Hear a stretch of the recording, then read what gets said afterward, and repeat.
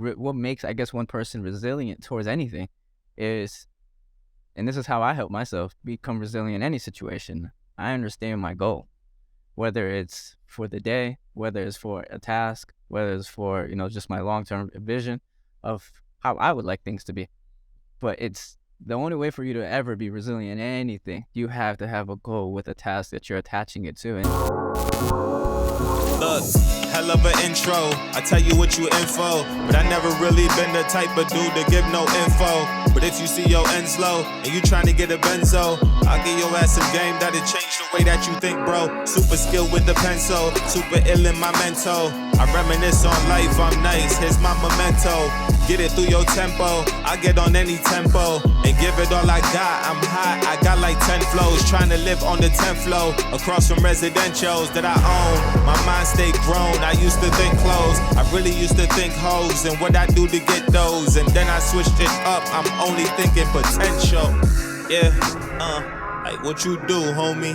What's your vision? How you thinking? How you move, homie? And is you cool, homie? You thinking building, then that's something we could do, homie.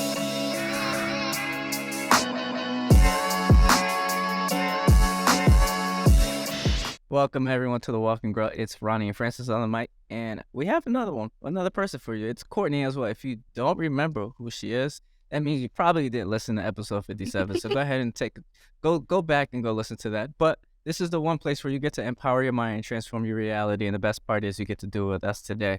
And as we always mention, sometimes Francis and I will go back and forth, but today that is not the case. We're going to switch things up quite a bit. This is going to be something extremely new. We're going to be implementing from here on out. So I hope you guys really like it. It's going to be a transformation. We're going to drop a topic and we're going to roll right into it. But before we go ahead and do that, how is everybody doing today? Doing well, man. Making progress. Yes, I'm doing well. Thank you. How are you? I was waiting for somebody to ask me, but I'm doing great.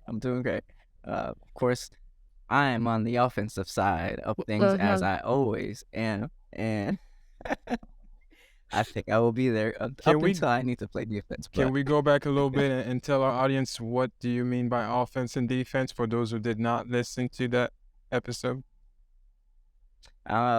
Should we actually, or should we go make sure they go take a listen to episode 57 where we talk about offense and defense? What do you think? I'm pretty sure it was also on either 55 or 56 because that's why I referenced it. So yeah. They would have had to miss 2 episodes to miss that topic. And so back-to-back episodes you're talking about. But well, I guess we could go ahead and, give them a little insight if you guys don't decide to go listen. Go. Go ahead, versus starting off. I mean, where do you want to start with that offense? I think we could start just with what Courtney said. What does it mean to you to play defense? Mm-hmm.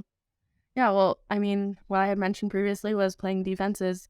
To me, what that means is preparing for offense. There are times where you just need to rest, and I don't think rest is a bad thing. Rest is, Ronnie, your face already. No, it's okay to rest. It's okay to take time.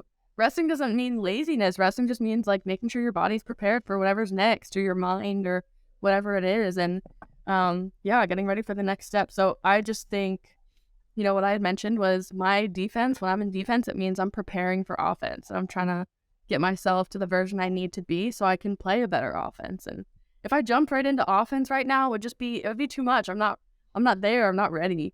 So yeah, but go ahead. You tell your side. Talk about offense. Yeah. Offense is when you're in attack mode. That's pretty much it. If I could sum it up for everybody in just simple words, it's just pure attacking. You're attacking whether it's your goals, whether it's things that's going on in your life. You're not really allowing yourself. And how I look at defense, and that's why I kind of like cringe when you said it, is I look at defense as your way of like just holding on to something, and instead of just kind of like letting go and letting everything happen the way it is, and you using that controllable aspect. So that's why I always say 9 times out of 10, you're going to catch me on offense. It's because I'd much rather attack than to be like, oh, no, don't punch me, kind of thing. That's Okay. well put. I think when you talk about holding on to something, for me, when I think about defense, it's more going with the flow of things, which is not holding on to what's coming, what's in my possession, and just letting things play its course. And as you let it play its course, then you're given opportunity to play offense, and that's through action. I think offense is being able to take action. That's how I'll put the two. I think that is a new concept though of the holding on thing. I don't think we mentioned that last time because that is like a different way of looking at it. But I do think, I mean, I'm just talking from defense from my perspective, of course, but I know there are things I'm holding on to, but I'm processing them. I'm not holding on and just like letting them sit there. I'm processing. I'm working through them, and that's why I'd say I love defense. So I'm aware of that, and I'm working through those things so that I can be better prepared to play offense. I think if it was offense consistently, then you're not necessarily not that you're not thinking through it, or just sometimes you need time to be like, is this what I need to do? But we already got into that whole thing. How much time do you need then? Depends on the situation, man. I think it depends on what exactly you're trying to do or overcome, or whatever position you're trying to put yourself into. Give yourself enough time to process it, not just rush into it. Because at the end of the day, you're the one who's gonna have to deal with the consequences that are the other side of the track. Absolutely. So if you have to put Definitely. a time to it, you're doing yourself a disservice. So then, when do you know if you're ready or not? When you're able to play offense, man. When you're able to take action. When you're able to confidently take action. Confidence. Oh man, can we get into it then? But before we do that, don't forget to DM us and email us #GrowTogether so we can hear from you guys, because it's not only us and our perspectives, it's your perspective as well. But let's roll right into it, Francis, man. You said it. You said confidence, man. Yeah. It's one of those things that everybody needs. And when you have that, I guess the first thing I would like to mention is knowing that adversity, we all face some sort of adversity. It's part of life. It doesn't choose who you are. It doesn't choose your race or where you come from. You're going to face some sort of adversity. And when you're going through these challenges of life, you need some sort of tools or some sort of weapon to be able to overcome that. And confidence is one of those. Although that's not what we're going to be talking about it today, but I think it plays a big part when you're talking about resiliency. So and being able to really face the wall that's in front of you, to get on the other side. Yeah, no, that's why I kind of wanted to bring it up. I'm here just looking at my notes here, and I wanted to bring up confidence because one of my big pieces is going to be confidence when it comes to just being resilient in just our daily lives. And that's essentially what the topic is today. It's how is it that you guys are being resilient in your day-to-day life, or even the duties that you kind of have to take upon, because some point in time, we're going to have to do something. And if you're just playing defense and sitting on the couch, just hanging out there, I don't know how much resilience you can do there, but I know that's not you, Courtney. I just wanted to throw it out there for the person that may be there. I don't know if he was listening to us talk about defense. I think he might have missed us talk about that, but it's fine. I heard it loud and clear. I see where you come from, though. I see what you mean. No. I disagree, but I see what you mean. We can get into it. We can agree to disagree. It is okay. I know my stance. You guys know your stance. Everyone has their own perspective on it. This is the beautiful thing about life. Everyone has their own way of living. All right, cool. We get it. So let me put it out there. What does it mean to you both to be resilient? And I'm opening up the floor for a conversation. Just in your day to day or experiences of the past, what does it mean for you to be resilient? Did you notice it? Is it something that you even think about? Because I for myself, when I'm going through something, I don't think, oh, I must be resilient at this time. No, you go and you go through the motion and handle it. It's afterwards when you're reflecting on it, writing, and seeing how you approach that, whatever situation it was. You're able to see, oh, that's actually something where I was resilient. And I don't do that enough. I don't really, look at the good aspect of the good aspect of what I've handled in the past. I usually overthink things to look at, okay, this could have been better. This I could have done this, instead of appreciating the fact that I even made it over the hump. And so to me, it's just, I wanted to throw out there, have a conversation, because nowadays, we're always constantly facing something on our day to day. It could be something small as traffic, right? Do you feel as though you must be resilient through, that type of experience? Is it needed? Do you need more of it? So just let's have a conversation about that. And you just let me know, what does it mean to you to be resilient? Gotcha. Well, before we go ahead and do that, let's look at the definition of it first, Sure. and then let's all give our own perspectives on it. So it's able to withstand or recover quickly from difficult situations or conditions. And when I first, resilient was actually my word for 2023 is be resilient. And it's actually funny that, when we all came about this topic, I was like, ooh, what a perfect topic. Like, let's really talk about it. Because this is one of those words I walked into the year making sure that, hey, this is a year you have to be, because things are changing. Things aren't the way that they always used to be. And so I would say the word resilient to me is just navigating through those difficult situations, and just kind of moving myself forward. And sure, you could look at that as playing defense, because in the end, at the end of the day, I'm looking at something and navigating through, and as I'm navigating, I'm having to make adjustments as we go. But again, I think I'm very in alignment with the definition here. It's, just navigating through difficult situations, and how is it that I handle it on a daily basis? We'll talk more about that after I hear what you guys have to say. Yeah, I agree with all that, and I knew you'd bring up the definition, and that's cool because I do think people, in my experience, I think people think of resilience as like being synonymous with the strength, just strength in general. Yeah. I actually found it interesting that you connected it to confidence, because that's just not like where my brain goes with it. I don't think it's wrong by any means. That's not where I go. But I do think of strength, and within that definition, it doesn't say anything about strength.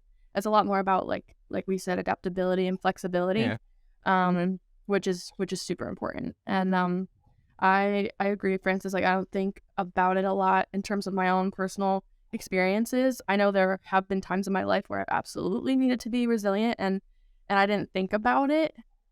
Like, I don't think I've given myself the time to say, like, yeah, wow, you really have been resilient through those moments. I think I look back and say, I was strong. I had strength.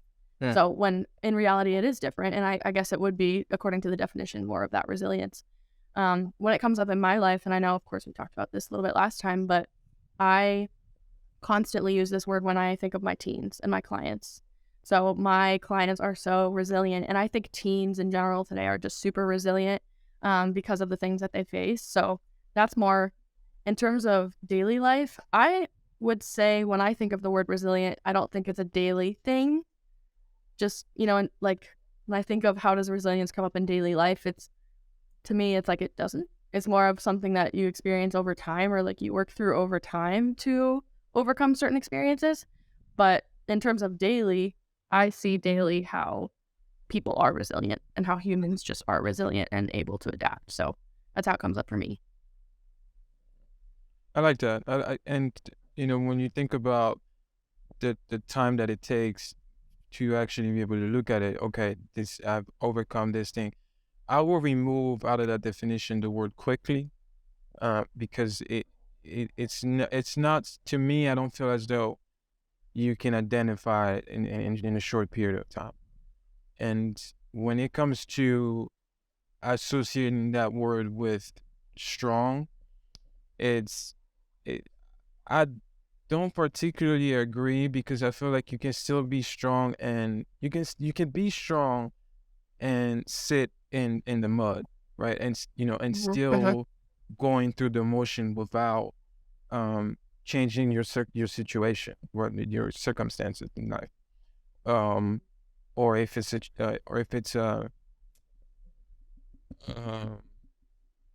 an obstacle that you're facing, you could be strong, and just not do anything about it. To me, I feel like resilience is a call to action to be able to get over the hump, get on the other side of what you're going through. This is very interesting. Can you elaborate a little bit more on that? Like, why do you believe it's a call rather than a strength? Or, yeah. When you exhibit strength, you're basically able to sit in whatever situation you're facing. So you're working through the motion, but you're not necessarily getting yourself out of that situation unless you do something about it. That's no longer strength. That's more of, okay, I've identified what I'm going through. I'm going to give you an example for you, right? That's resilience right there, man. Grief. When you're grieving for something happened, right? You're strong because you can't change what happened. You have to face what already happened. Now, resilience to me is the ability to look at it and say, okay, I'm no longer gonna swim in this puddle and accept the fact that I need to heal, and I have healed over that, right? That to me is resilience. Does that make sense? I could be confusing you guys here with this, but I think you can be strong and move forward, but I would not associate the word or put them in the same pile. I will not put resilience and strong in the same pile, because to me resilience requires more of taking action.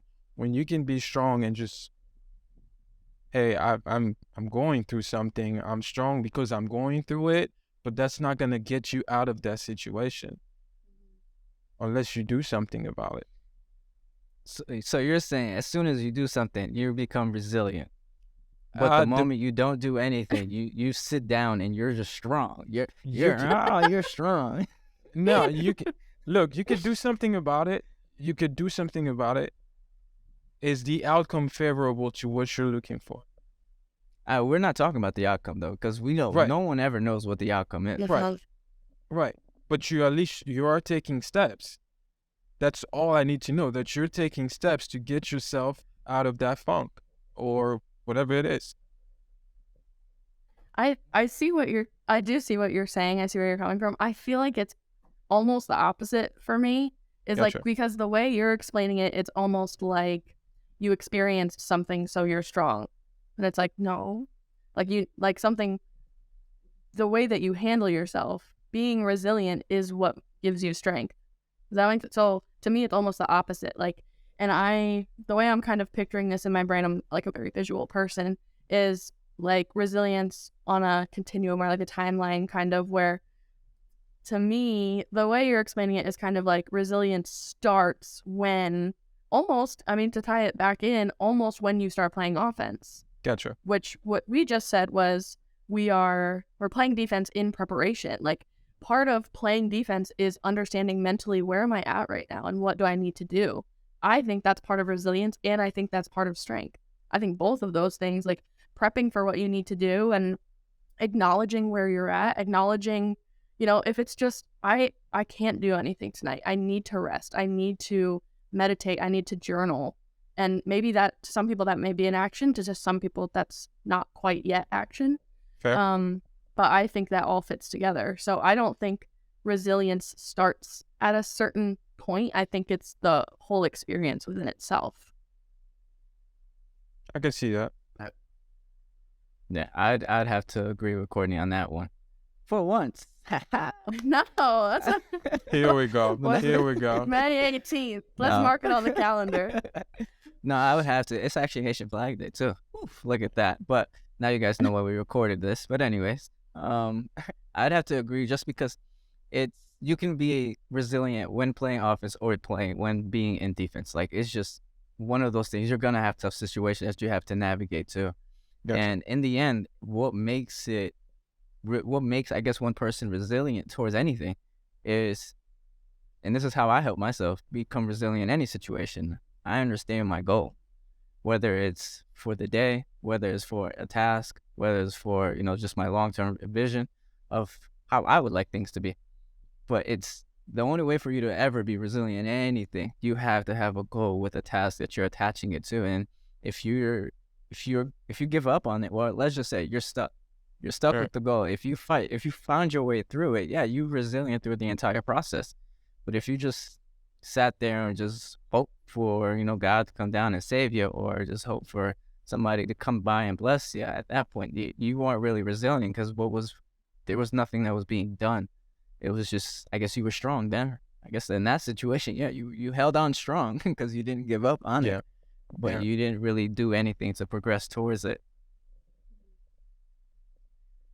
I see your point. I think I was just going to bring up one example that makes me think back of when I was in like the domestic violence field and working with survivors of domestic violence, because I think this comes up a lot with like the offensive defense and where does strength come in, resilience, things like that. And because when you're working with people who experience that type of abuse or just negative, really difficult experiences, that process of kind of just like sitting with it, like really taking in what happened, or just allowing yourself a moment is a huge like area of strength and area of resilience, and it really jumpstarts the process. You wouldn't expect someone to get out of that and be like, cool, go buy a house. Like, they're gonna need to find shelter, and they're gonna need to find somewhere safe, but you wouldn't expect that person. And if they did do that, then you're kind of like, slow down. It's okay to take a second. Like, you need to take a step back and like you got out of a really difficult situation, and that's really hard. So sometimes I feel like taking a step back and sitting with it for a moment is absolutely necessary to propel yourself forward.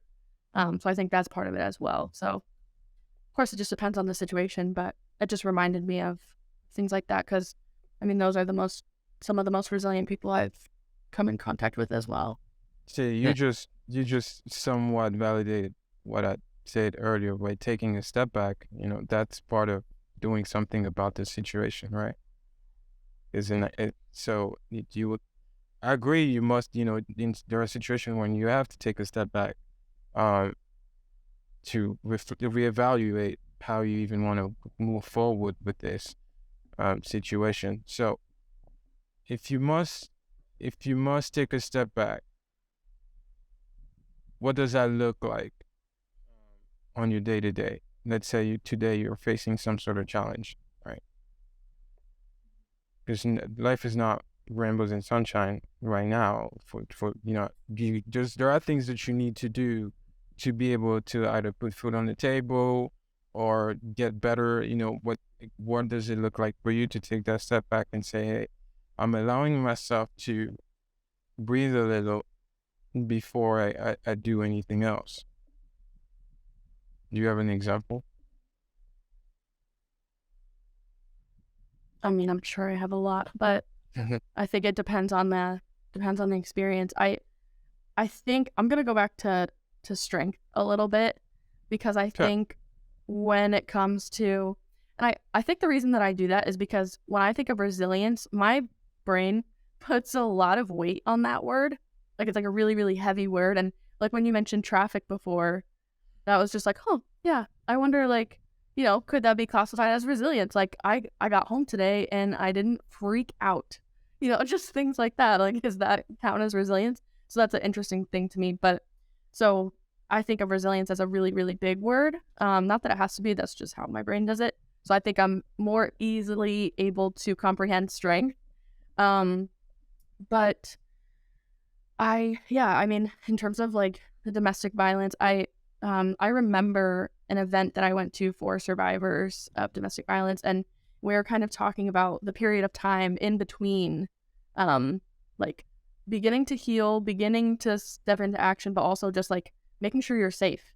And when we think of safety, it's not physical safety, it's psychological safety as well, because you might be in a physically safe space, but the impacts of trauma, or, you know, if it could be a certain noise, it could be people yelling, and automatically you're not psychologically safe in that moment. So just allowing yourself time to find that psychological safety, and it just kind of takes that reminding yourself it's okay, you know, I'm in a different situation now, therapy, you know, whatever people are needing to find that safety. But I remember what we were talking about was that this conversation, actually, that it's okay to take time, it's okay to take a breath, like really just look at, not dwell on the past, but more so, I'm not there anymore. I am safe now. It is okay. And acknowledge the strength that you had to get out of that situation, which is kind of funny, going on a tangent a little bit, because I said before, like, you're not necessarily strong because you experienced something, but then in this example, I think people who experience that and get out of it are, of course, you know, that is a huge strength. To not be in that situation anymore, to leave a relationship like that, is extremely dangerous. So that is a strength, just to have experienced it. They don't even need to take steps. In my eyes, they don't need to do anything to be strong after that if they left this situation. And even if they didn't, let me say that as well, even if they're in the relationship, I think there is a strength there as well, because I understand how much goes into it. Now we're having a whole domestic violence conversation. But anyway, I remember the conversation just talking about how it's okay to take time. And when we look at healing, I think this is a big thing nowadays as well, with like media and what does healing look like, and being the best version of yourself and all these different things. And it's like, yeah, we got to go heal. Like, I want to go heal today. Healing is the cool now. Yeah. It's like a trend. Yeah. It's like, okay, but what does that look like? And where does the healing start? Yes. Right. And I think part of healing is acknowledging where you're at. And like we said, what is the next step? What is the next step towards my goals? If you're that goal-oriented person, absolutely, where do I need to go from here? So yeah, I think it depends. But one thing that we said, and I've brought it up a couple times since then, that was years ago, is that acknowledging that part sucked. And that's the word that I use. It doesn't have to be pretty.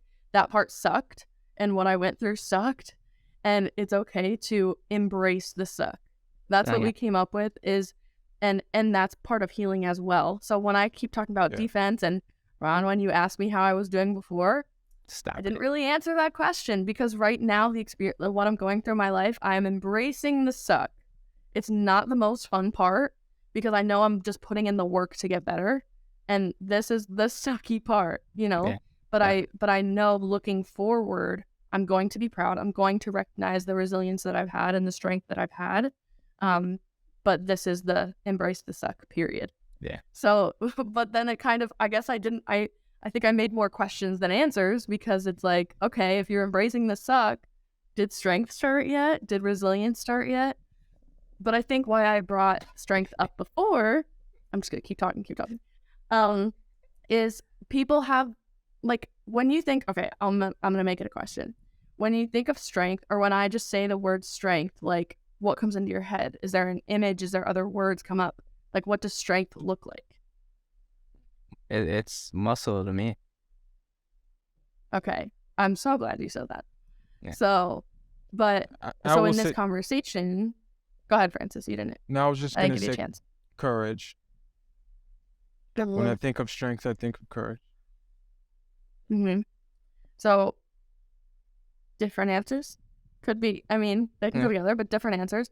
But I think in society, when you talk about strength, or even when you talk about courage, maybe even resilience, those words could be, you know, people could say the same thing. Oh, someone who's like big and tough, someone who, you know, I think, honestly, it's probably because it's one of the first places I heard it, but I think of like military when I hear resilience. And I don't have a military like background or anything like that. I think it was literally just like commercials or something that's just what my brain, it just connects to like those types of memories that I have. So it's just more that like, I mean, I think being masculine or being male, or those things go into that, what is strength. And it doesn't have to be that way. And that's why I say my teens are so resilient, is because they are the ones who are mostly willing to come in and talk about the things that they've experienced. And to me, talking about it, embracing the suck, when I honestly, they would hate if they heard this, but I have a boy who will come in, he's about 14 years old, and he will come in and he'll talk about the abuse that he's experienced, and he cries. And it took a long time for him to feel comfortable crying in front of me. And every time I see this, in my head, I'm just like, you are the strongest person I know. That just shows so much strength to me. And honestly, the conversations that you guys are having, that's what strength is to me. Like being able to open the floor to these types of conversations. That's what strength is, not being afraid to have these types of conversations and different topics that people don't always talk about. Going back to domestic violence, the woman who discussed her experience with rape and sexual abuse, that is so much strength. And that's not what we think of when we think of strength. That's not necessarily what we think of when we think of resilience. I said so much. I don't know which part you guys are going to respond to, but that's my tangent. No, I think, because I want to respond to and kind of give a story. For instance, I think we experienced it today, and I don't think he realizes it. But for those that know, for instance, back in the 4 or 5 years, that boy was a big partier, and today we actually I forgot what the circumstance. I think I was trying to get something to drink, and I mean, I looked at the wall and I was like, yeah, that looks very pleasing. And he looked at the wall, he said, yeah, nah, that's not me anymore. And I mean, that right there shows extreme resilience towards, and I don't even think it's strength at that point, because man, this boy here, oh man, you guys would, he's a whole nother character. But anyways, I think you showed resilience right then and there by just not paying it any mind and actually reflecting. At that same time, you reflected and it was like, yeah, it was good times, but that's not where you're at today. And I think that in itself just shows extreme resilience. I just want to share that because I don't think you really picked that up. And as we're talking about it and talking about it a little bit more, I was like, yeah, no, that was really strong. I didn't try to entice him to do anything that is out of his norm, and if I tried to, he probably wouldn't budge. But I don't know. I guess we'll save that. We'll save that story for next time to tell you guys exactly what happened there. Well, I appreciate you sharing that. It's part of what I was talking about earlier, where you don't really pay attention to the fact that was an act of resilience until we're sitting here reflecting. And I just want to put it out there as a disclaimer: we're no expert. Nobody on this, in this conversation has taken a course on resilience or did some research on it. We're all talking from our own perspective and how we approach it in our day to day. To me, part of both, I think both of you have covered it. You talked about the episode we did with Megumi when we talked about the rape case. Roney just talked about my example. What the common denominator between those two is also vulnerability. Just being able to accept the fact that, hey, life it has gone this way, and I'm allowing myself to put it out there and helping me through this process of overcoming whatever the hard time was. And that's something I have had to learn myself over the past year and a half or so. Because Ron, there are things that I'm comfortable not sharing. I've had people tell me, you're a mysterious guy, because I have this tendency of trying to fight my battle on my own. And like something like drinking, for example, is something that I didn't feel the need to tell anybody that I was going through a period of my time where I was drinking too much or that I wanted to stop. Just putting it out there, even now I find the joy even when I'm telling, like, if somebody, hey, I no longer drink, or I no longer go through this, because it gives me that reassurance that I've made the right decision for me, And again, Ron mentioned this, you showed resilience there. But if I wasn't vulnerable to myself, I just, I That wouldn't, I boy would have wouldn't, I caved wouldn't need a in. cop. Yeah, I wouldn't need a cop. But you both covered some very good points, and I'm glad we're having this conversation right now. To me, it's just now when you're having a conversation with somebody else and they're going through a challenging time, how do you instill in them the seed of resiliency? I'm gonna remind them of their goal. Why are you even doing it? I mean, right then and there, if that doesn't spark something in your ass to get yourself moving, then hey, at that point, then what you actually were doing wasn't really, of care or worry to you. And if that is the case, man, like let's just say someone doesn't get kind of that motivation to push through that certain scenario, then I'll be lost right there. I think I'll come to one of you guys like, yeah, hey guys, I think we have somebody that you guys need to speak to, because first thing that comes to my mind is, hey, where's your goal? What's your burning desire of anything? That's what's gonna really help you push through a lot. At least I can speak for myself. That's what helps me on a day-to-day basis push through all the tough times, all the tough decisions where my back is against the wall and I'm looking like, what in the hell am I going to do here?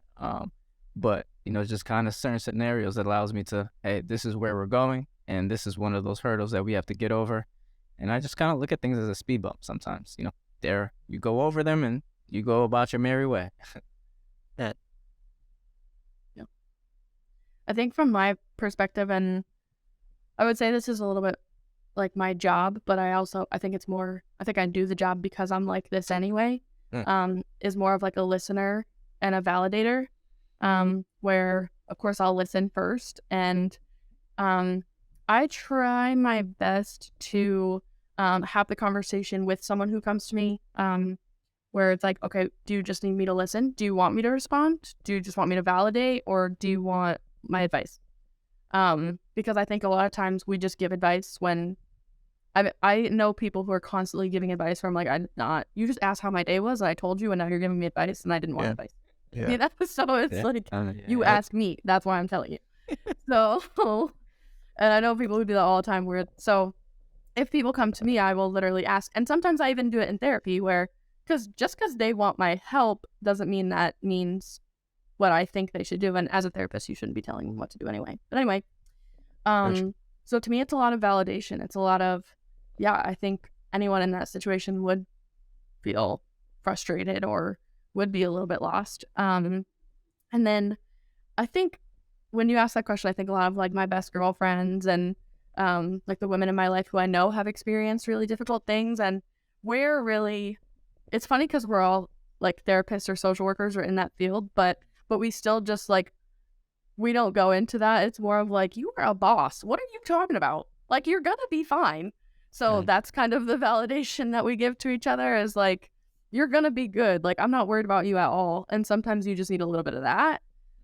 Where when it is a little bit more serious, it's like, okay, well, just breaking down the situation. I think it's hard. And I'm this way every time, where it's hard for me to answer a question without knowing the situation. But just a lot of like stepping back and listening to what they're experiencing and validating it. And then usually it's like, look at what you've done so far. Like, you got this. You got this. I'm starting to lean more on the side of just listening, because I don't know the best way to do it. I'm gonna be honest with you, because I'm still trying to best implement it in my own life. So who am I to go and step into somebody else's shoes and tell you how to practice that, right? So the best thing I can do is have a conversation with you and try to identify your strength in that particular area, and what strengths do you have that can help you in the process. Not trying to give you advice or plant that seed. The only thing I can do is really give a spark to your intuition, and you will find the seed along the way.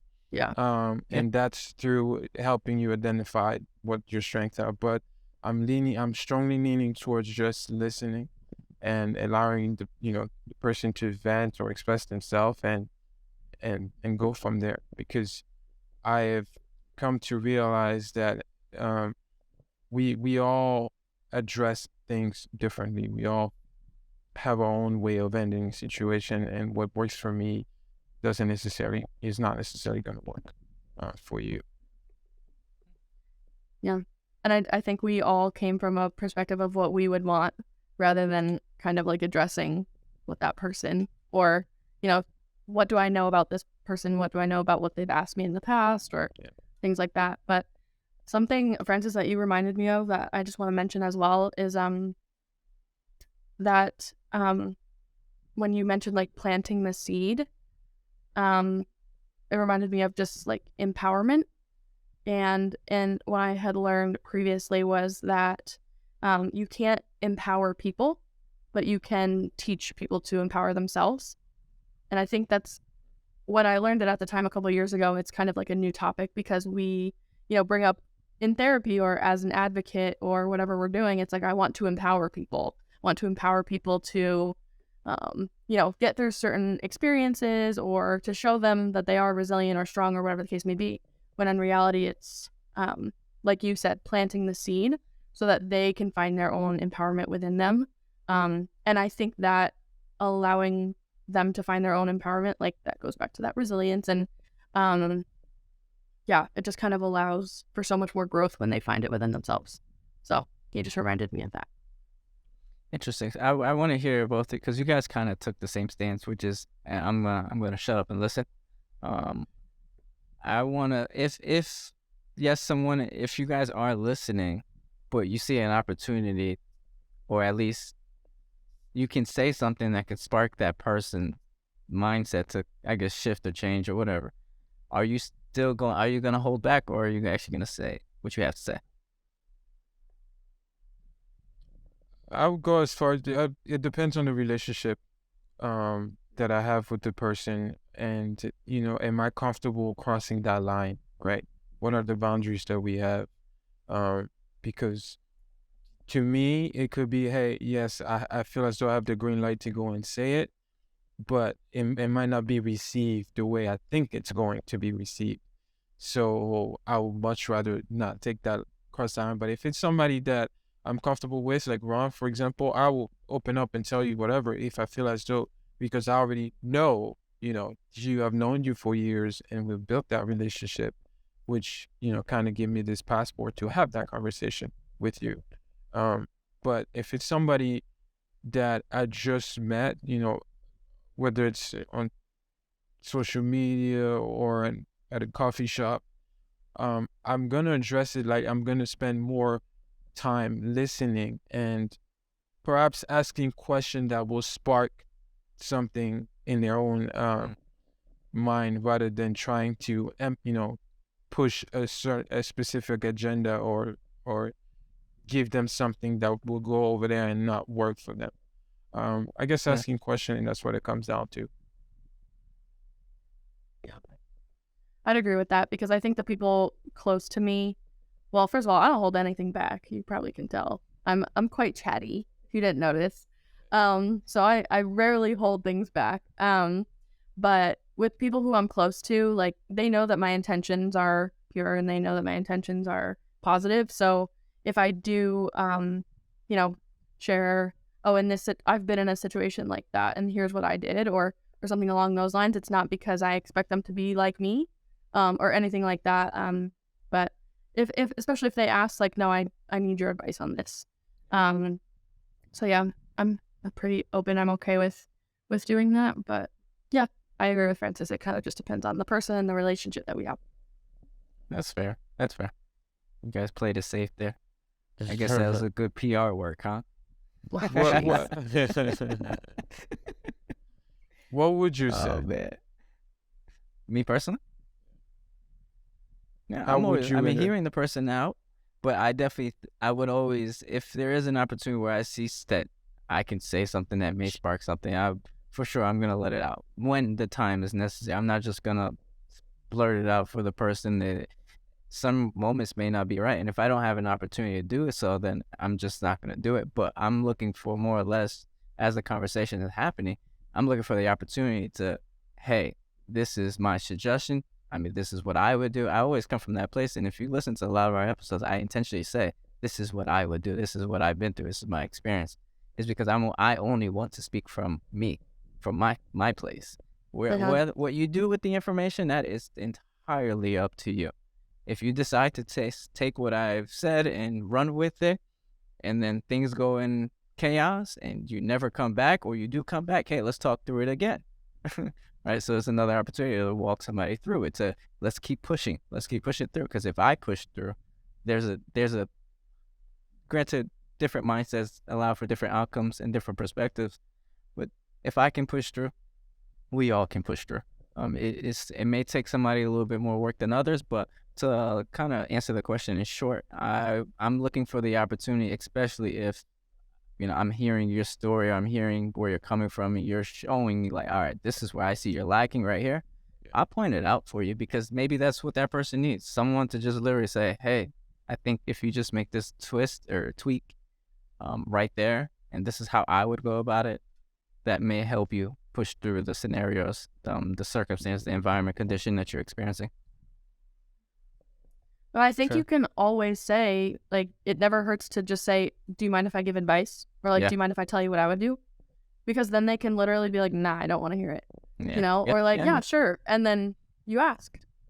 So I'm always more on the side of communication, where it's like, I mean, there's sometimes people say things, and in my mind, I'm like, I really feel like this would help, but I don't want to overstep. So I'll just be like, can I tell you what I'm thinking? And and especially with clients, with teens, where it's like there may be more boundaries in place, I'll be like, please stop me if you feel like I'm going, not in the same direction as you. And that's fine. And they absolutely can stop me. But yeah, just asking, like, is it okay if I tell you my perspective? Man, I will say I do that a lot in real estate. I just don't do it more in my personal life. It's because I guess the relationships that I have with people, I just feel as if I can step in that circle. But I never really think about, hey, did they give me an opportunity, or should I even step in there? So the one thing I like to add on to that, if anybody's writing down, another thing you could say is, can I make a suggestion? That right there allows that person to really say, yeah, sure. I mean, most times they're going to say yes. If they say no, then you better shut up. But yeah, most times you'll hear, yeah, because I think at some point somebody's going to want to hear what you have to say. That also comes up a lot at work for me with clients, where it's like, I'll have to be very honest, where like the way my brain is going right now, the best way for me to help you is to share something personal. Is that okay? Are you comfortable with that? Yeah. And then if they say yes, then I can share. And then usually what I'll do is I'll share the information, and I'll be like, here's why I said that, just to kind of connect like why I think that was important for you to know. And they can not feel that it was important for them to know, but sometimes that's just kind of how I work. Is I'm not sure the best way to share this information, but I can share a story, and that connects it better for me. But yeah, I think always just prefacing it is a safe way to go. No, that's fair. As you guys are listening, there's so many different ways that you can go about just navigating resilience, just figuring out how to even have it, to getting to the end of the finish line, to push through the mud or sit through the mud, like Ressus would say. That makes you strong, right? Sure. Embracing the suck. Yeah. Or Sure. Exactly. And that's the best way to put it. There's so many different ways. There's so many different things. But I want to hear from you guys. How do you navigate it? Just in general. I'm not going to even say on a daily basis. The first thing I will put out there is accepting that everything happens for a reason. By putting myself in that position, I no longer try to ask or figure out why am I the one going through this situation, but I'm more concerned on, okay, what do I need to do?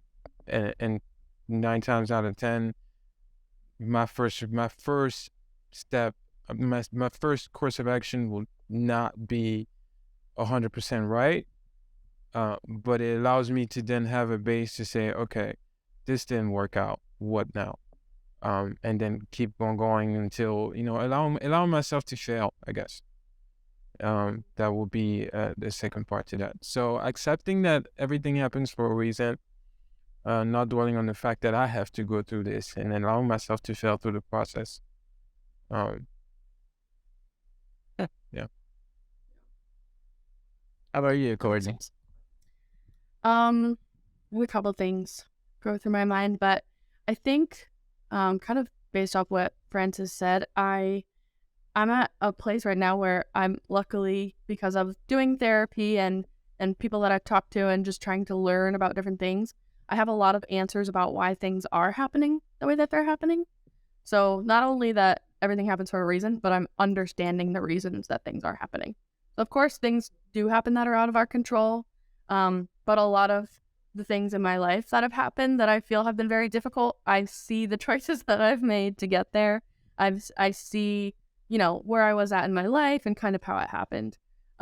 So now it's more about what do I need to do to make sure that A, I don't make those decisions again, and B, I put myself in better situations where even if I am making positive decisions, I'm now also in better situations so that these things won't also just happen.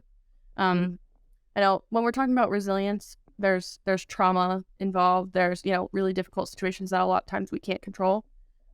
So I don't want to get into like anything victim blamey or anything along those lines, because I know I've experienced things that are out of my control, and I definitely don't want to say that I put myself in this situation, because that would be along those lines. But yeah, just observing the things that I've experienced and trying to do the best I can. This part, I guess, would be goal oriented. Just Gotcha. trying not to put myself in those positions and do better. But I'm huge in self-validation, and just being able to. I know we've talked about before. Do we ask the question why a lot? Why am I making these decisions? Why am I, what do I need to do today? Do I need to rest? Do I just need to take time for myself? Okay, where is that going to get me? And what are the next steps towards my goals? But yeah, all fits together. Nice. For myself, it would be, I'm always looking for solutions. So if there's some sort of something that comes my way and now I see an issue, I'm looking for the solutions to go through it. Now, if I don't come about the solution myself, best believe Francis is getting a call. Our entire group may get a call. Like I'm looking for, or I may speak to somebody, or I may just sit with myself with that one thing for quite some time. And one thing I've started to implement a little bit more is giving myself time to make decisions. And that has been extremely helpful. I don't care how long it takes, but I don't like to force making quick decisions anymore. And typically I'll just make the decision, get it out the way, just so I can keep pushing through. That's how it used to be. Now I'm like, no. We're going to think about this logically a little bit more, put some sense into it, and allow myself to have that common sense aspect so that I don't go through the same exact experience again. And that's that I found it to be really, really helpful. Nice. Well, good topic. I'm glad we're able to dive deep into this. Unless you have anything else you want to mention, that's really all I have. I have my last announcement that I would like to make at the end, and that's just about our bi-weekly meeting. The next meeting will be coming up June 5th. When you do listen to this episode, if you have any question regarding the meeting, you can find some info on social media, or you can just reach out to us through Instagram or emails. But that's all I have for announcement. Courtney, do you have any message, any shout out that you want to throw out there? Shout outs. I wasn't ready for shout outs. She don't like y'all. I shout so many people out last time. No, I would actually, I guess I can say I really, really, really appreciate everybody who listened to the last episode. I got a lot of positive feedback, and I just appreciate everybody listening to not only the one that I was on, but just supporting Walk and Grow in general. I said this last time, like so many people just started following you guys when I told them to. So it took very little. We appreciate that very much. So yeah, absolutely. Yeah, because the message that you guys are putting out there, everyone, we really truly believe in it. So I have really awesome people in my life, and they know who they are. And if you feel like Yeah, that's a this good. podcast is actually helping you in some shape or form, just let us know. Please let us know. We'd love to be able to continue to provide content like this that can help. And if you're in North Carolina, even better, come and join us to these meetings are helpful. Pull up on me, as they will say. But Pull up. now that kind of wraps things up. I hope you guys were able to get a perspective on how we would deal with resilience. And now just ask yourself, are you being resilient with your day-to-day or with the things that's in front of you today? And I think that's a good question to ask yourself. Maybe it won't be on a daily basis you ask yourself, but it could be something that you ask yourself when you're going through something specifically. Because wherever you're listening to the show, don't forget to follow. Don't forget to leave us those reviews and comments. Do all the good stuff to go ahead and share so we can get the message out to a larger audience here, because we can't grow without you guys. And I mean, quite frankly, I'll take that back because I'll continue to grow with these guys for sure. But we want to take you guys with us. So keep on applying those perspectives, education, growth, and collaboration, y'all.